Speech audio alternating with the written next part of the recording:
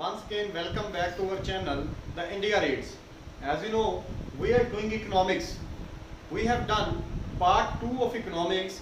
We are doing economics of 10th standard, NCERT based economics, and we were doing first chapter of economics.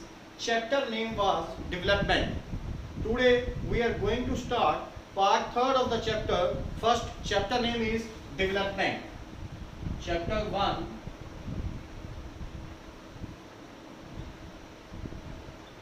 development. It is NCERT based chapter of 10th standard. Today we are going to start last part of the chapter, third part. And in my previous lecture we have discussed a lot about different things. We have discussed about the indicator of development, कि development का indicator क्या होता है. हमने उसमें सबसे पहले बताया, in normal life you can say that income is an indicator of the developed economy, country or state. कि income को developed country, state या economy का एक part माना जाता था. लेकिन in economics I have given the broad definition of development. Besides income, there are number of much more factors which are included in the development, like medical facilities, sanitation, cleanliness of water. Number of things are included in the development. तो development को मापने का तरीका सिर्फ income ही नहीं था, और भी कई एस्पेक्ट थे. इनकम के अलावा जिसको ज्यादा इंपॉर्टेंट माना गया था वो था एवरेज इनकम, पर कैपिटल इनकम. क्योंकि अगर किसी कंट्री की पॉपुलेशन ज़्यादा थी तो नेचुरली है उसकी इनकम भी ज़्यादा होगी, तो वो जजमेंट नहीं आप कर पाओगे. किसी कंट्री की पॉपुलेशन कम है, किसी की ज़्यादा है, तो आप टोटल इनकम के बेस पे क्या है उनकी वो नहीं कर पाओगे. आपको क्या निकालनी पड़ेगी, पर कैपिटल इनकम निकालनी पड़ेगी, एवरेज इनकम निकालनी पड़ेगी. फिर आप जजमेंट कर सकते हो कि डेवलपमेंट क्या चीज़ थी. तो मैं बात कर रहा था डेवलपमेंट में इनकम के बिना कुछ और पहलू जा सकते हैं. जैसे मैं मेडिकल फैसिलिटीज़ की बात कर रहा था, जैसे मैं मेडिकल फैसिलिटीज़ की बात कर रहा था, हेल्थ फैसिलिटीज़ की बात कर रहा था. These are also included in the development, and today we will discuss about these facilities. You can also say that we will discuss about public facilities. We will discuss about public facilities. First of all, I want to tell you the meaning of public facilities. What is meant by public facilities? Public facilities are those facilities which are given to the people by the economy, by the state, by the country. जो सहूलतें, जो सुविधाएं हमारे देश के निवासियों को हमारी इकोनॉमी, हमारी स्टेट गवर्नमेंट या सेंट्रल गवर्नमेंट की तरफ से प्रोवाइड करवाई जाती हैं, उनको पब्लिक फैसिलिटीज का नाम दे दिया जाता है. तो ये public facilities you can also say that these are the backbone of our economy. If public facilities are good, then our country will be developed. If our public facilities are not good, then our country will be less developed. तो हमारी public facilities पे बहुत कुछ depend करता है कि public facilities आपको किस तरह की दी जा रही हैं. In my lecture, I will discuss about the number of public facilities which are essential for the growth and development of the economy or state. मैंने आपको बात बताया था कि इनकम की अगर मैं बात करूं, हमने पीछे भी मैंने डिस्कस करा था, income by itself is not an indicator of developed economy. Developed economy, state और country. अगर अकेली इनकम की बात करोगे तो income is not an indicator. सिर्फ इनकम ही हमारी डेवलपमेंट का इंडिकेटर नहीं है. इनकम के अलावा there are number of other facilities और aspects which are included in the development. I will give you example. If you are having lot of money, or your country is having, your state is having lot of money, but with that much money you can't buy a pollution free environment. Actually क्या है इसमें मैं क्या बताना चाह रहा हूँ कि money cannot buy pollution pollution free environment. कि अगर जैसे कि मैंने आपको पहले भी बताया था कि पैसों से, सिर्फ इनकम से हम अपनी डेवलपमेंट को जो है जज नहीं कर सकते, इनकम के अलावा कुछ और पहलू है। अगर आपके पास पैसा है, with that much of money you can't buy pollution free environment. जरूरी तो नहीं है जिन कंट्रीज की इनकम अच्छी है वहां का एनवायरनमेंट भी पोल्यूशन फ्री है, और अगर आपका एनवायरनमेंट पोल्यूशन फ्री नहीं है then you will not be considered in the developed economy, state और country. तो ऐसी में पहलू, ऐसे में एस्पेक्ट के बारे में डिस्कस करूंगा कि जो डेवलपमेंट में होने बहुत ज्यादा जरूरी हैं, जो हमारी इनकम के होते हुए भी हमें नहीं मिल सकते। और money can not protect us from infectious diseases. Money can not protect us from infectious diseases. अब मैं इसमें एक बड़ी अच्छी एग्जांपल देना चाहूंगा।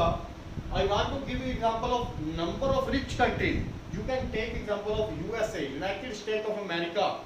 During this COVID-19, they also have suffered a lot from the infectious disease, which was COVID-19, which they are facing till today.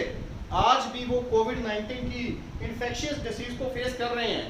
वो सबसे रिच कंट्री में आते हैं, तो अपने पैसों से क्या वो उस डिजीज से बच सकते हैं? नहीं।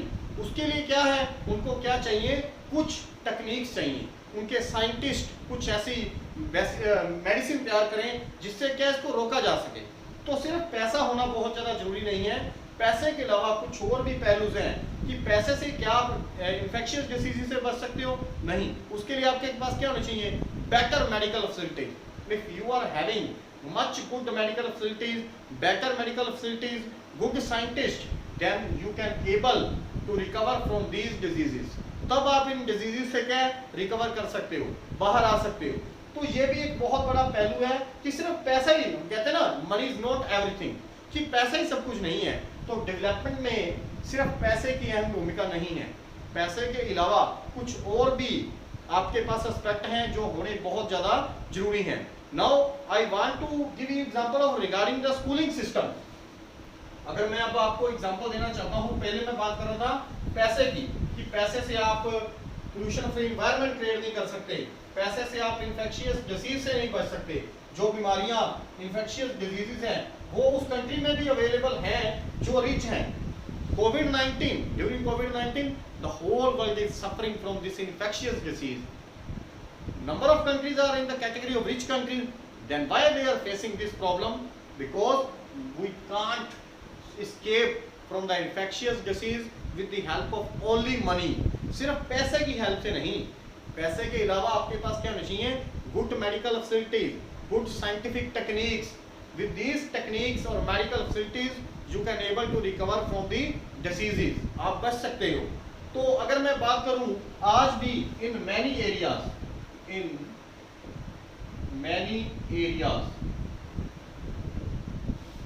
children, स्पेशली अगर मैं बात करूं गर्ल्स, अगर मैं बात करूं गर्ल्स की, लड़कियों की अगर मैं बात करूं, आज भी कई एरियाज ऐसे हैं जहां पर क्या है, they are not able to achieve secondary level schooling. Children या specially girls are not able to achieve secondary level schooling.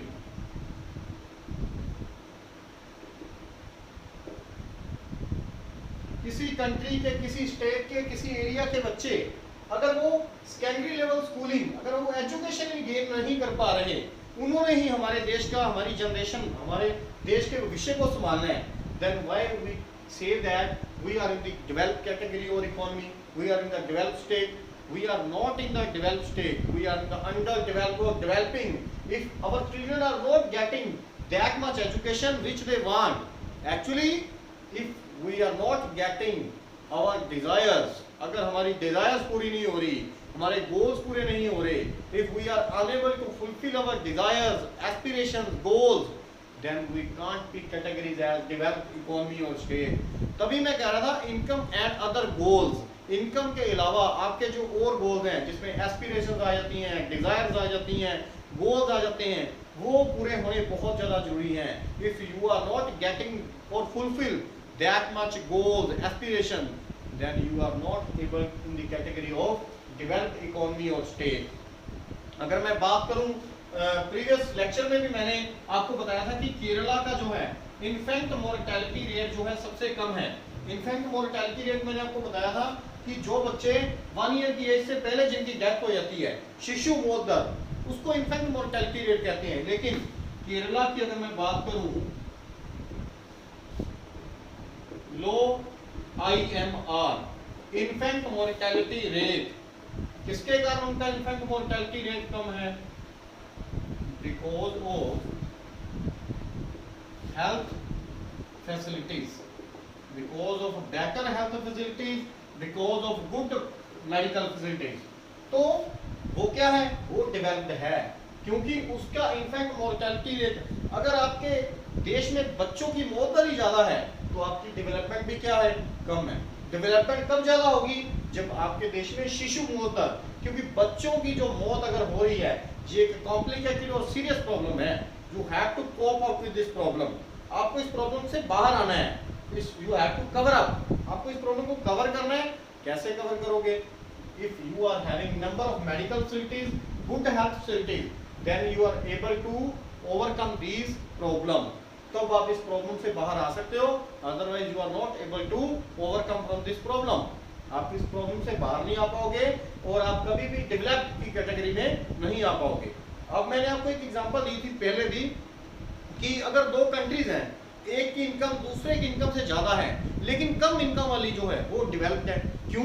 क्योंकि उसके पास जो इंपॉर्टेंट एस्पेक्ट है इनकम के अलावा उन सब में वो आगे है. अगर वहाँ पे मेडिकल फैसिलिटीज अच्छी हैं, सैनिटेशन अच्छा है, वहाँ पे स्कूलिंग सिस्टम अच्छा चल रहा है, एजुकेशन फैसिलिटीज हैं, लिटरेसी रेट ज़्यादा है, तो वो नेचुरली क्या है? वो आगे होगा. अगर हम श्रीलंका की बात करें, Sri Lanka is much ahead of India in every respect, in every aspect. अगर हम श्रीलंका की बात करें, श्रीलंका के बारे में मैं आपको बता रहा था. श्रीलंका क्या है?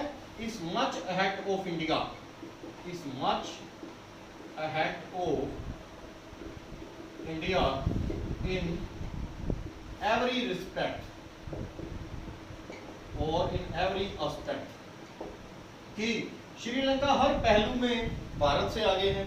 तो श्रीलंका का अगर देखा जाए तो कुछ चीजें ऐसी हैं जो हम अपने भारत की बात करें तो भारत में अच्छी हैं फैसिलिटीज, लेकिन फिर भी वो हमसे आगे हैं क्योंकि वो facilities which are the backbone of the country, they are having good techniques in their country. Sri Lanka में वो चीजें हैं जो हमारे भारत में नहीं है. अगर हम नेपाल की बात करें, Nepal is very much far away in the competition of India, but in the survey of development, अगर हम सर्वे की बात करें डेवलपमेंट का, Nepal is very close in relation to India in the category of development. Nepal को हम कहते हैं अंडर डेवलप्ड कंट्री है, अंडर डेवलप्ड स्टेट है, लेकिन अगर उनका सर्वे किया जाए डेवलपमेंट का, Nepal and India are having equal status in every aspect.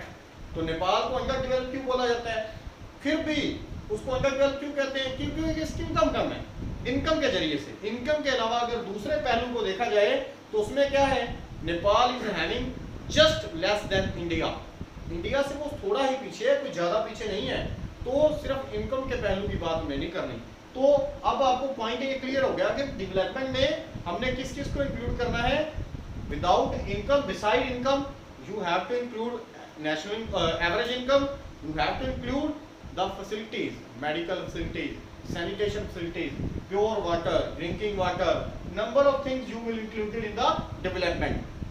And in my last point, I will discuss about sustainability of development. कि आपने डेवलपमेंट के बारे में पढ़ लिया, सारा चैप्टर हो गया कि डेवलपमेंट क्या है, डेवलपमेंट के पहलू क्या क्या हैं, कौन कौन सी चीजें डेवलपमेंट में काउंट होती हैं. तो क्या इस डेवलपमेंट को बचा के रखा जा सकता है, उसको सस्टेन किया जा सकता है? अब हम ये डिस्कस करेंगे सस्टेनेबिलिटी ऑफ डेवलपमेंट. कि क्या डेवलपमेंट को सस्टेन करना, बचा के रखना वो आसान है? तो अगर मैं बात करूं, different scientist have been warning, have been given warning और have been warned us regarding the sustainability of development. जितने भी साइंटिस्ट हुए हैं उन्होंने हमें डेवलपमेंट के रिगार्डिंग क्या दी है? उन्होंने एक वार्निंग दी है, warning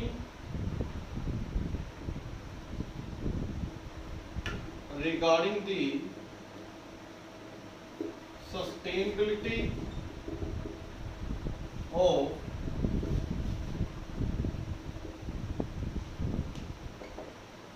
development.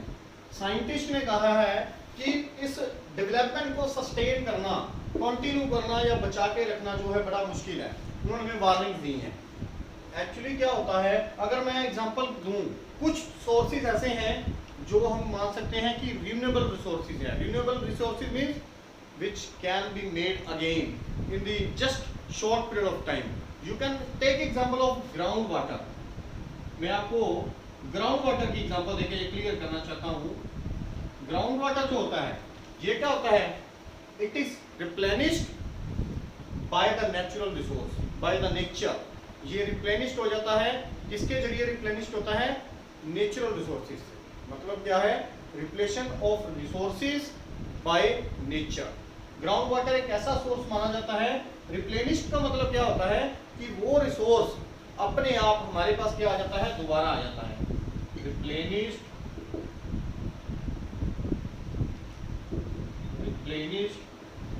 Of this source by nature through crops and plants. Ground water की अगर मैं बात कर रहा था, ठीक है, ग्राउंड वाटर में मैंने आपको क्या बताया कि यही चीज होती है कि इसमें आप क्या करोगे?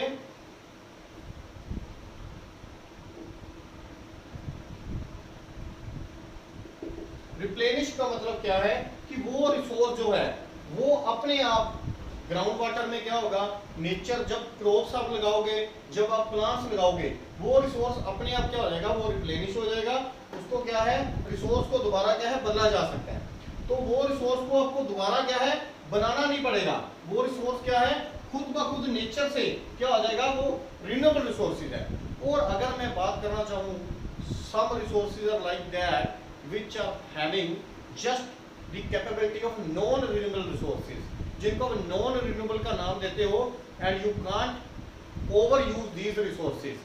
And many of the scholars, scientist are doing work on this aspect, and they are saying that if we will do the usage of these resources again and again, then we will not be able to use these resources again. अगर हम fossil fuels की बात करें, ठीक है, वो क्या है?